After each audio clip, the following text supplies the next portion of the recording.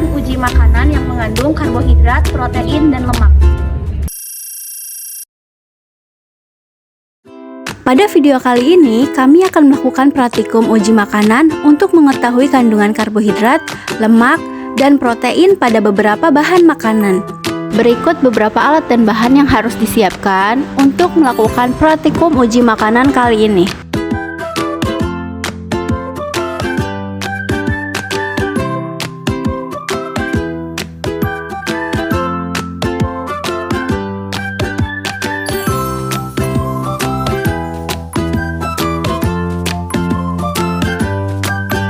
Sebelum kita melakukan uji makanan untuk mengetahui karbohidrat, lemak, dan protein, pertama-tama haluskan masing-masing dari beberapa bahan makanan yang sudah disiapkan, kemudian dibagi menjadi 3 bagian. Melalui percobaan sederhana ini, kita bisa melihat bagaimana setiap zat gizi memberikan reaksi yang berbeda terhadap larutan penguji, seperti yodium untuk karbohidrat, kertas coklat untuk lemak, dan biuret untuk protein. Yuk kita lihat hasilnya bersama. Yang pertama, uji karbohidrat dengan larutan yodium atau lugol. Tujuan dari percobaan ini adalah untuk mengidentifikasi bahan makanan yang mengandung karbohidrat. Alat dan bahan yang digunakan yaitu piring plastik, pipet, dan beberapa bahan makanan seperti nasi, roti, pisang, tahu, biskuit, putih telur, kentang, dan kemiri. Langkah kerjanya, setiap bahan makanan ditetesi beberapa tetes larutan yodium, diaduk beberapa saat, kemudian diamati perubahan warnanya. Hasilnya, bahan seperti nasi, roti, kentang, biskuit, dan pisang berubah warna menjadi biru kehitaman, menandakan adanya amilum. Sedangkan pada putih telur, tahu, dan kemiri tidak berubah warna karena tidak mengandung amilum. Kesimpulannya, larutan yodium dapat digunakan untuk mendeteksi karbohidrat kompleks seperti amilum, tetapi tidak untuk karbohidrat sederhana seperti gula. Yang kedua, kita masuk ke uji lemak dengan kertas coklat. Percobaan kedua bertujuan untuk menguji adanya kandungan lemak dalam bahan makanan.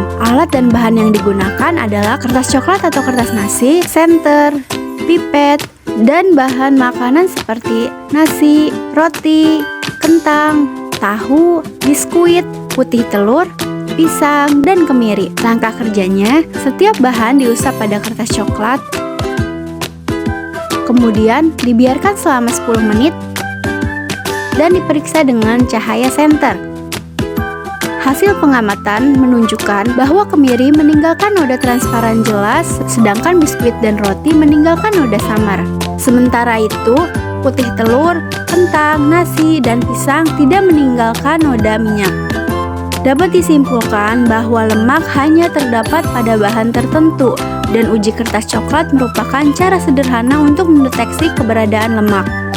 Sekarang kita masuk ke uji yang ketiga, yaitu uji protein dengan reagen biuret. Uji ini bertujuan untuk mengetahui bahan makanan yang mengandung protein. Adapun bahan yang digunakan antara lain kentang, putih telur, tahu, biskuit, kemiri, nasi, pisang, dan isian roti atau mocha. Langkah kerjanya, setiap bahan ditetesi larutan biuret, diaduk beberapa saat, kemudian diamati perubahan warnanya. Hasilnya, putih telur dan tahu berubah menjadi ungu pekat, menandakan adanya kandungan protein yang tinggi. Biskuit, kemiri, dan mocha menunjukkan warna ungu muda, artinya mengandung protein yang sedikit. Sedangkan pada kentang, nasi, dan pisang tidak mengalami perubahan warna karena tidak mengandung protein. Kesimpulannya, reagen biuret efektif untuk mendeteksi protein berdasarkan perubahan warna menjadi ungu. Sekian dari kelompok kami.